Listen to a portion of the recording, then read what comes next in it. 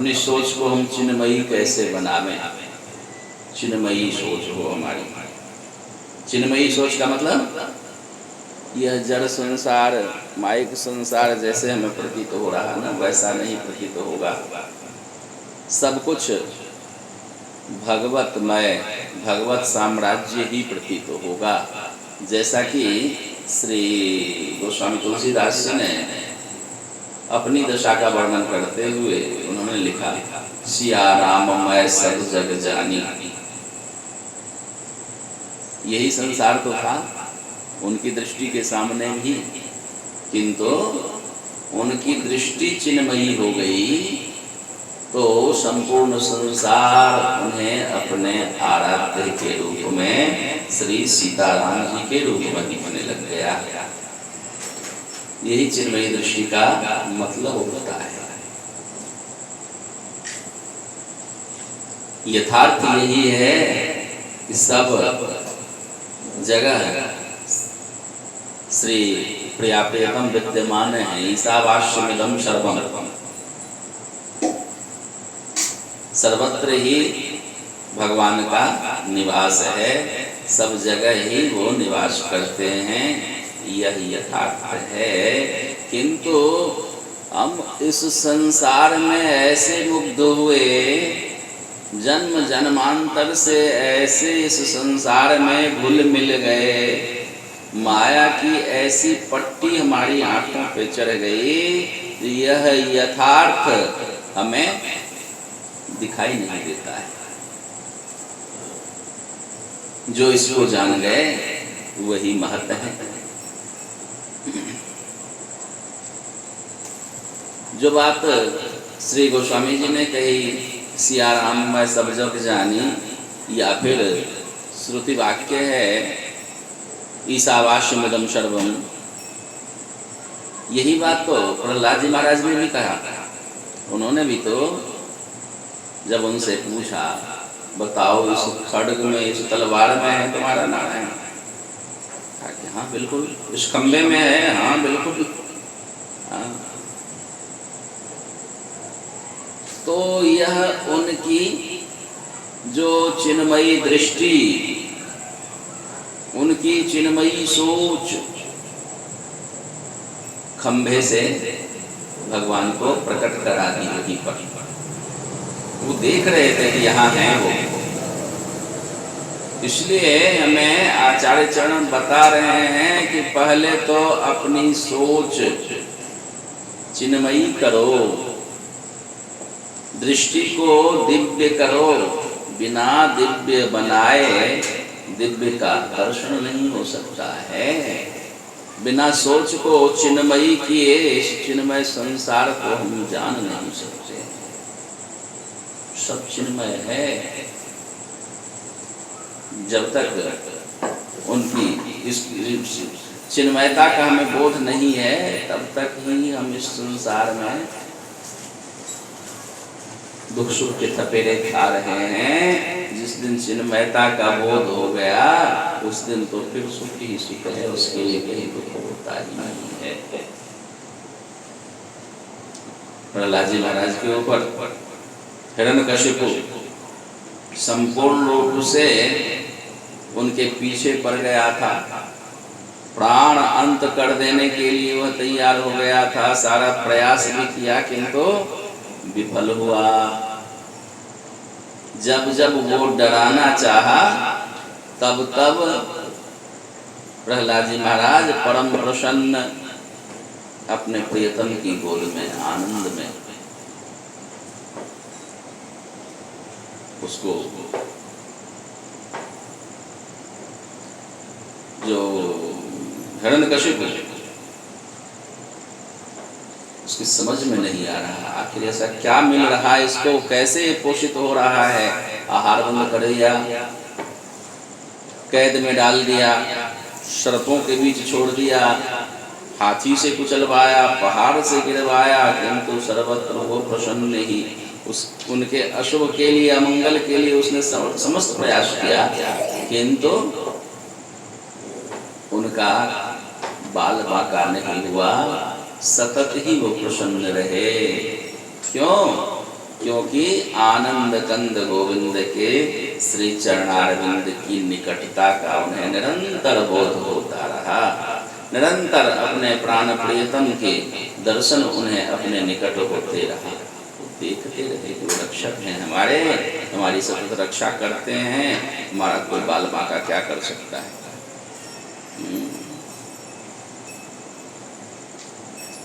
मन का बल सबसे बड़ा बल होता है। मनोबल यदि मजबूत हो गया ना, तो फिर कोई भी बड़ी से बड़ी बाधा उसका कुछ नहीं बिगाड़ सकती। और मनोबल मजबूत होने का इससे सुंदर दूसरा कोई और उपाय नहीं है। श्री प्रियालाल जी के श्री चरणारविंद की सानिध्यता निकटता का बोध हो जाना, इससे और बड़ा बल दूसरा क्या हो सकता है। हम उनके निकट हैं, वो मेरे निकट हैं, हम उनके हैं, वो हमारे हैं, यह यदि बोध हो गया, मन यह मान गया, दृढ़ता आ गई कि मैं उनका, वो मेरे हैं, उसका फिर कौन क्या बिगाड़ सकता है। उसके लिए किसी भी प्रकार की संसार में कोई बाधा नहीं जो उसका कुछ बिगाड़ दे। भगवान वचन लिए हुए होते हैं उनके लिए। ऐसे जन जो उनके प्रति समर्पित हैं, शरणापन्न हैं, उनके लिए वचन है इनका, इन्होंने प्रतिज्ञा ले रखी है। जो हमारे शरणागत हो गया है, उसे हम हरेक प्राणी उसकी सतत रक्षा करते हैं। अभयम सर्वभूतेभ्यो ददामि व्रतम मम। जो इनकी शरण आ गया, कहते हैं कि समस्त प्राणियों से उसकी रक्षा करने का, उसे अभय करने का मैंने व्रत ले रखा है। ये शरणापन्नता, शरणागति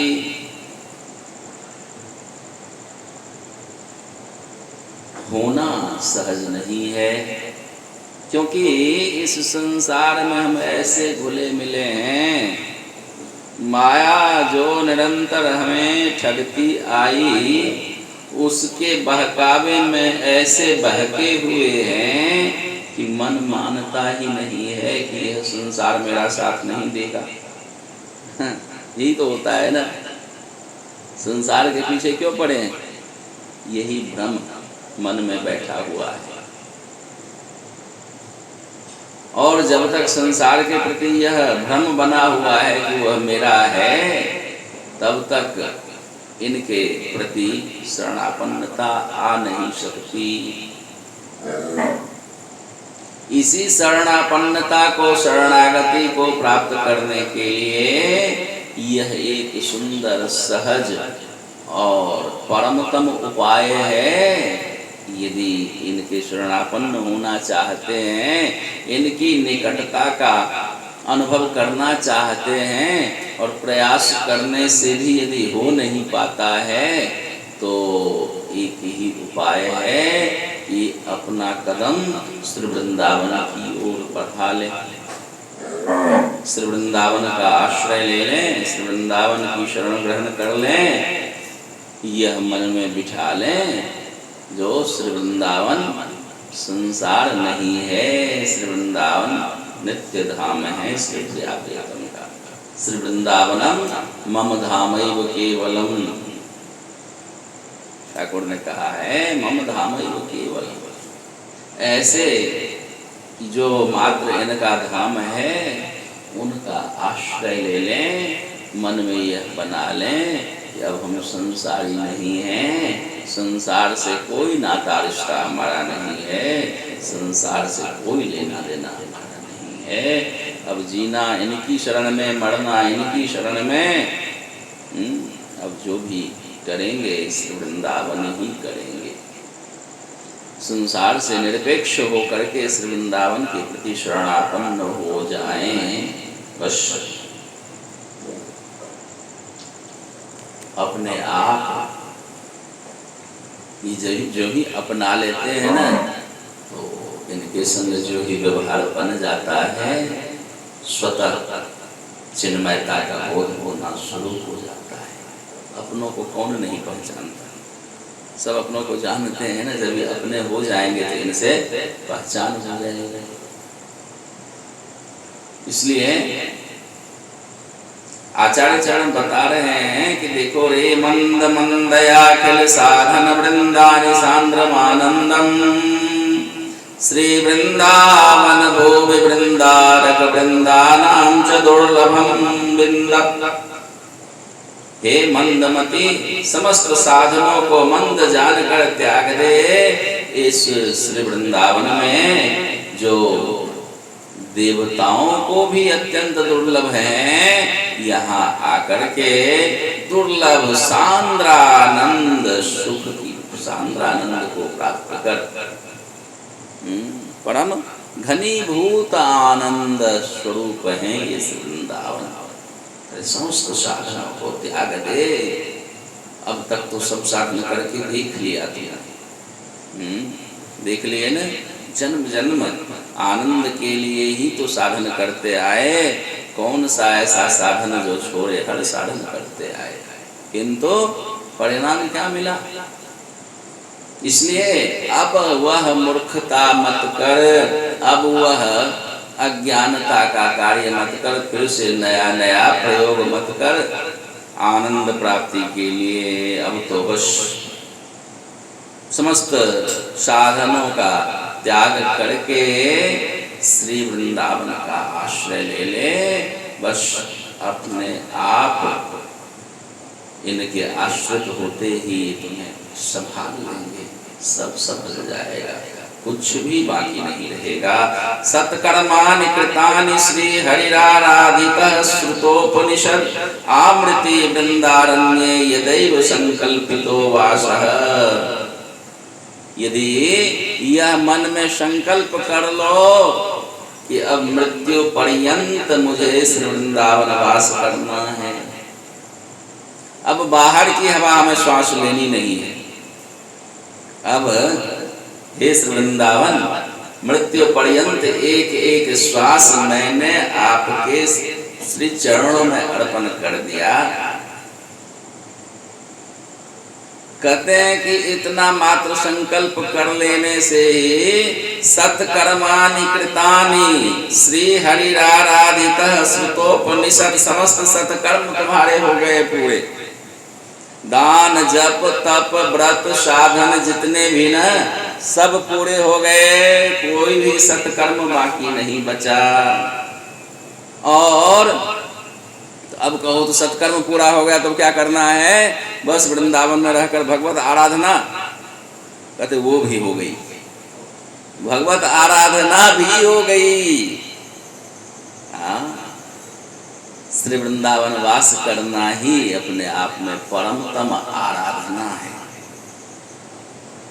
श्री हरिराराधितः श्रुतोपनिषद, वेद वेदांग उपनिषद आदि श्रवण करना, पठन पाठन करना परमतम कर्तव्य माना जाता है। तो वो भी पूरा हो गया, कुछ भी शेष नहीं बचा। बस यदि यह संकल्प ले लिए कि अब हे श्री वृंदावन यह श्वास जीवन पर्यंत की श्वास मैंने आपके चरणों में अर्पण कर दिया। आमृते वृंदारण्ये दैव संकल्पितो वासः।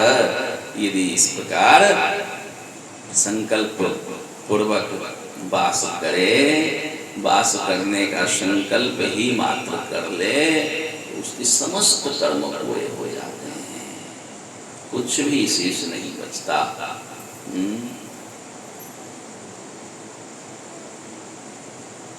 बल्कि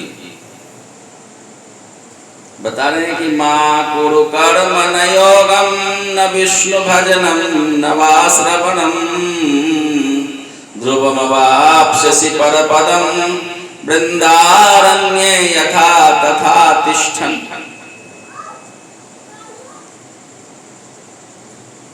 माँ कुरु कर्म न योगम न विष्णु भजनम न वा श्रवणम। कर्म योग एवं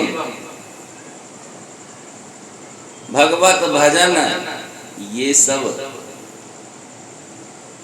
कुछ भी करने की आवश्यकता नहीं है, भजन करने की आवश्यकता नहीं। हाँ,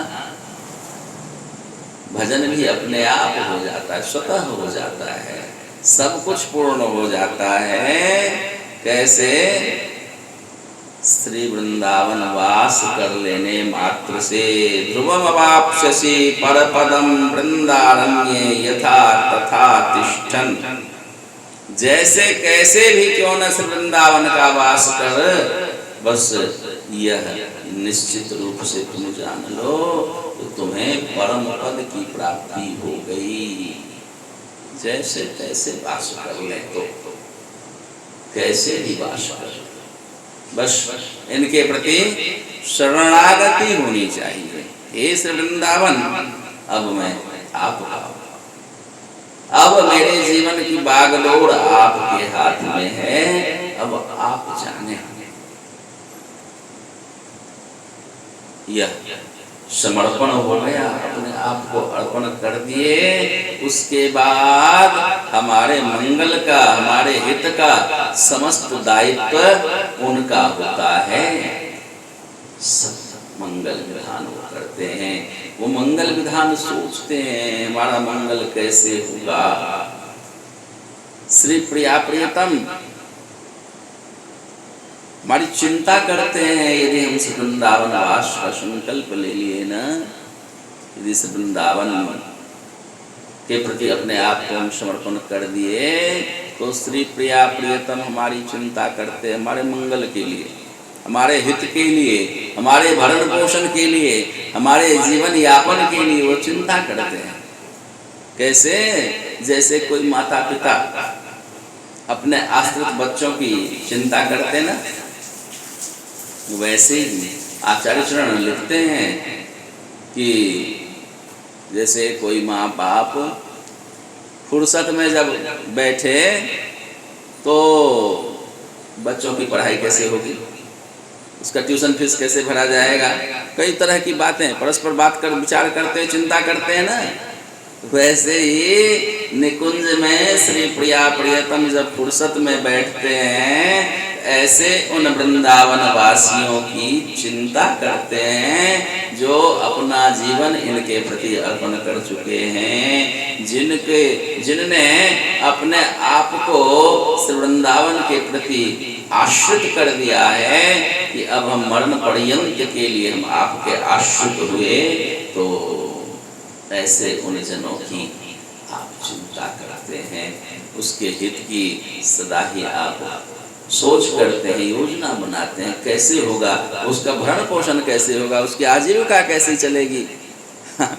सोच सकते हैं। उससे बड़ा सौभाग्यशाली और कौन हो सकता है जो जिसकी चिंता श्री प्रिया प्रियतम करते हैं, उसकी आजीविका की चिंता, उसके भरण पोषण की चिंता, उसके हित की मंगल की चिंता आप करते हैं। ऐसे जन यदि निश्चिंत न रहे तो भला और निश्चिंत कौन हो सकता है।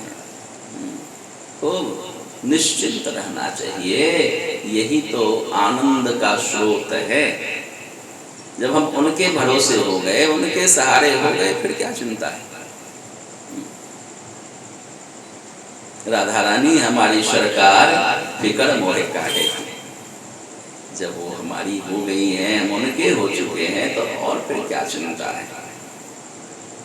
यदि श्री वृंदावन सुख आस्वादन करना है, आनंदित तो होना है, तो यही उपाय है कि उनके ऊपर समर्पित करके अपने आप को निश्चिंत हो जाएं, क्योंकि आनंद का, सुख का द्वार निश्चिंतता से ही खुलता है। निश्चिंतम परम सुखम। यदि चिंता में पड़े रहे होगा कैसे। अब घर बार छोड़ दिए, वृंदावन आ गए, कुटिया में रह रहे हैं, लेकिन अब चिंता यह बनी है कि कुटिया कैसे चलेगी। जिनके भरोसे आए, जिनने कुटिया में वास दिया, अब कुटिया की व्यवस्था वो करेंगे कि हम करेंगे। आप किसी के यहाँ जाते हैं जहाँ कहीं भी जिनकी नहीं अपने अपेक्षित के यहाँ कोई संबंधी के यहाँ जाते हैं तो आपके रहने खाने पीने चाय नाश्ते की सारी व्यवस्था उस व्यक्ति की होती है ना। अपनी व्यवस्था करते हैं वहाँ जाकर के? नहीं करते ना। तो यहाँ जब हम उनकी शरण में आए हैं, उनके घर में आए हैं, श्री जी के निज महल में आए हुए हैं, तो अब हमारी व्यवस्था की चिंता उनकी होनी चाहिए। वो तो करते ही हैं, हम क्यों न निश्चिंत रहें। और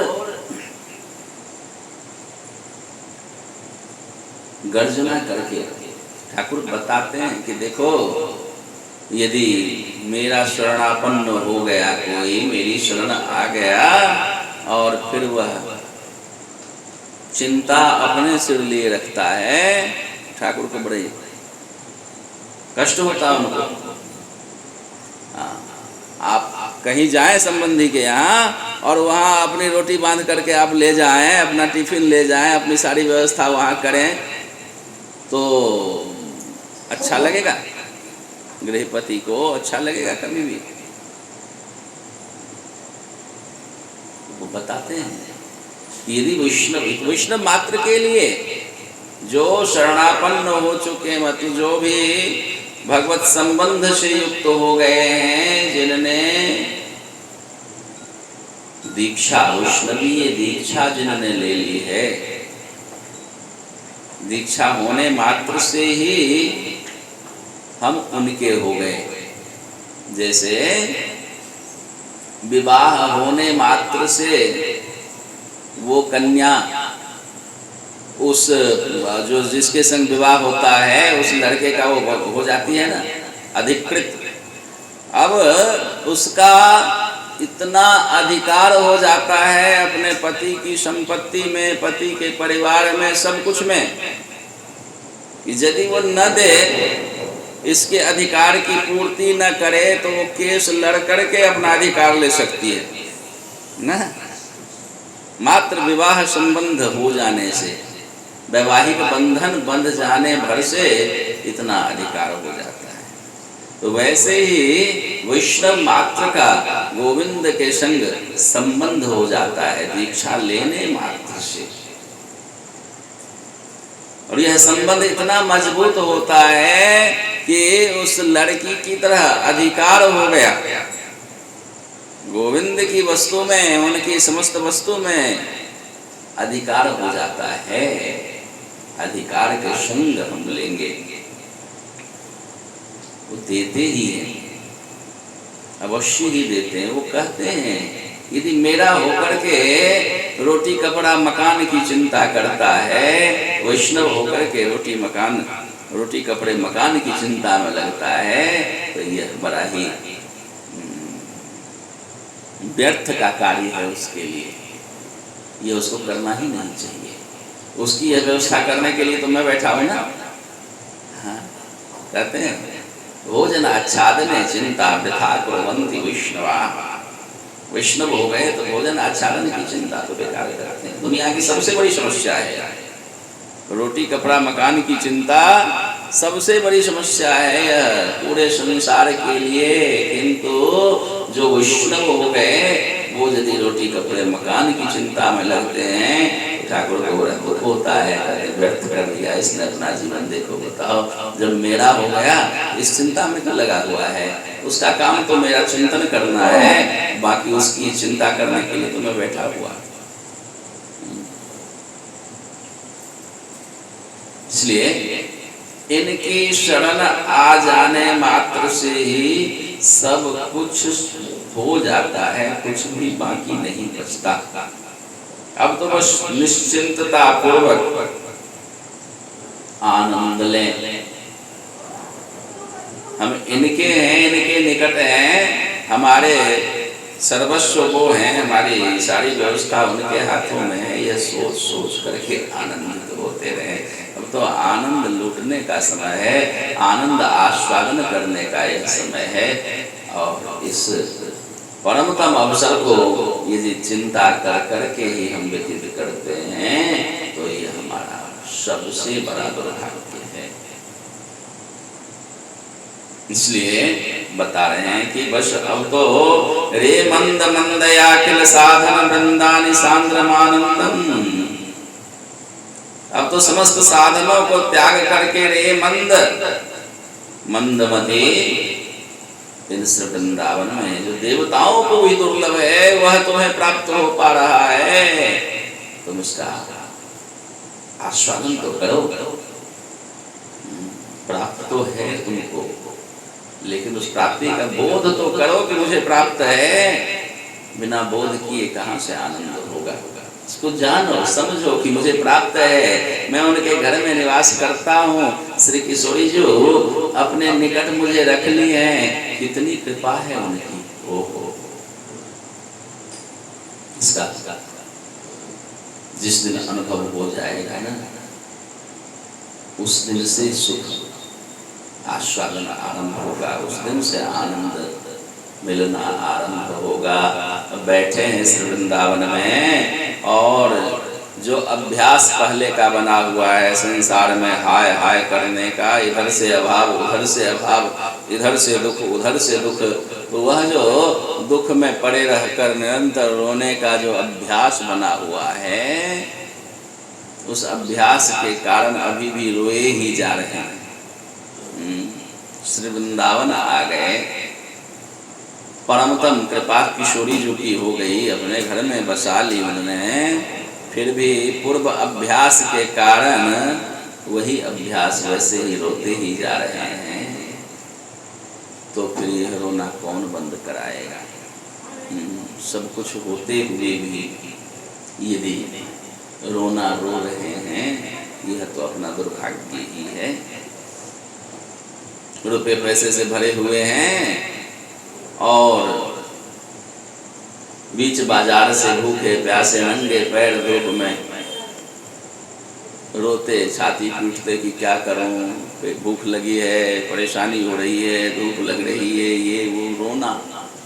तो इस रोने का क्या उपाय है? आपके पास है, सब कुछ व्यवस्था है, रुपया पैसा है, आप उसका उपयोग करिए, खाइए पीजिए, सुविधा संसाधन जुटाइए, आनंद लो। इसमें रोने की क्या बात है? नहीं हो तो रोना अलग बात है। वृंदावन आ गए तो क्या रोना? अब तो बस यह अनुभव करना है खाली कि हम उनके पास आ चुके हैं। किशोरी जी कृपा कर दी, कहाँ संसार में डूब रहा था उस मझधार में, उन्होंने वहां से उबार करके अपना आश्रय प्रदान कर दी। कितनी बड़ी कृपा है इनकी। सुख या दुख यह तो अनुभव का विषय है। सुख का अनुभव करें तो सुखी हैं, दुख का अनुभव करें तो दुखी हैं। नहीं, अनुभव से ही तो होता है ना सुख दुख।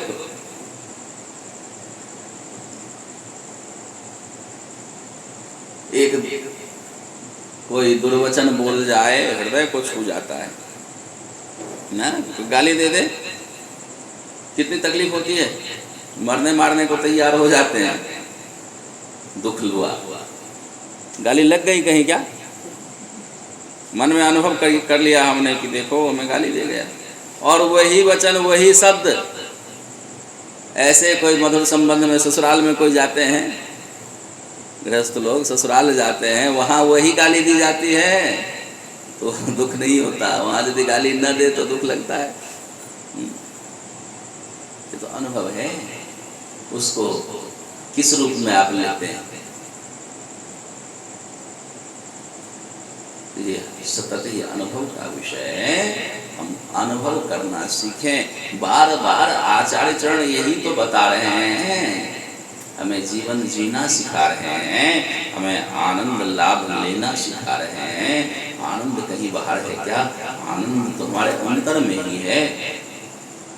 चेतना बल सहज सुख राशि, हम तो स्वाभाविक ही आनंद के खजाना है, आनंद के भंडार हैं। किंतु उस आनंद का हम अनुभव करें तब तो, हम तो सदा दुखी ही दुखी होने का अनुभव करते हैं। लगता है संसार में सब सुखी, बस हम ही एक दुखी हैं। इसलिए सुखी होने की कला है यह। आचार्य चरण जो बता रहे हैं, यह सुखी होने की कला सिखा रहे हमें। श्री वृंदावन आश्रय हम ले लेते हैं, श्री वृंदावन वास मिल गया हमें श्री किशोरी योगी कृपा से, तो समझ लें आनंद का भंडार मिल गया। हम आनंद के भंडार में बैठे हुए हैं, आनंद के सागर में हम गोता लगा रहे हैं, किंतु अनुभव तो हमें स्वयं करना पड़ेगा। इसी अनुभव को, इसका हम अनुभव कर सकें, इसके लिए श्री वृंदावन के एक एक पदार्थों में हमें दिव्य दृष्टि रखनी पड़ेगी, दिव्य उसके दिव्य स्वरूप को हमें समझना पड़ेगा, उसकी चिन्मय स्वरूप को हमें जानना मानना पड़ेगा। श्री वृंदावन को चिन्मय रूप में, दिव्य रूप में जब हम देखना अनुभव करना शुरू कर देंगे ना, अपने आप हृदय आनंद से भर जाएगा और निरंतर निरंतर हम उसी आनंद सिंधु में डूबते उतरते रह जाएंगे। यही रसिकों का जीवन होता है, यही रसिकों की रहनी होती है। निरंतर आनंद सिंधु श्री वृंदावन में वो डूबते रहते हैं। मुहुरहो रसिका भूवि भावुकाः। ऐसी श्री वृंदावन की महिमा है, ऐसे ये श्री वृंदावन है। बस हमें आचार्य